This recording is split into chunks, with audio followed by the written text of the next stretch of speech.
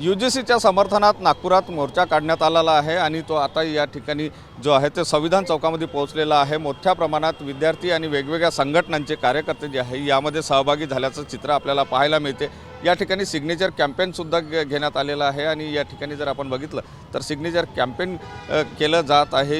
UGC bill जे आहे ते त्याचा समर्थनात हा मोर्चा काढण्यात आलेला आहे। काय नेमक्या मागण्यांना घेऊन तुम्ही हा मोर्चा काढलेला आहे?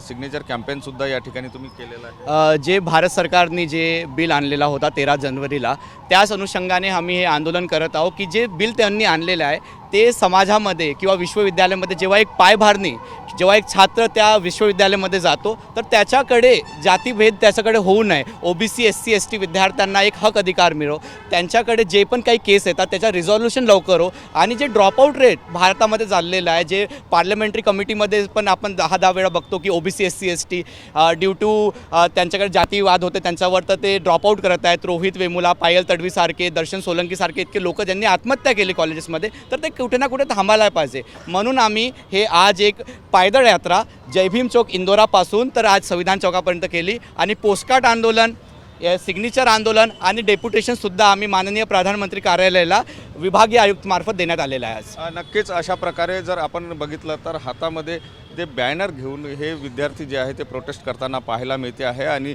UGC बिलच्या समर्थनात हे विद्यार्थी रस्त्यावर उतरलेले आहे। कोणावरही अन्याय होता कामा नये असा उद्देश घेऊन यांनी ही पायदळ यात्रा केलेली आहे आणि संविधान चौकामध्ये जे आहे ते या ठिकाणी त्यांनी आपलं आंदोलन सुरू केलेलं आहे। कॅमेरामन साईसह सुनील ढगे, TV9 मराठी, नागपूर।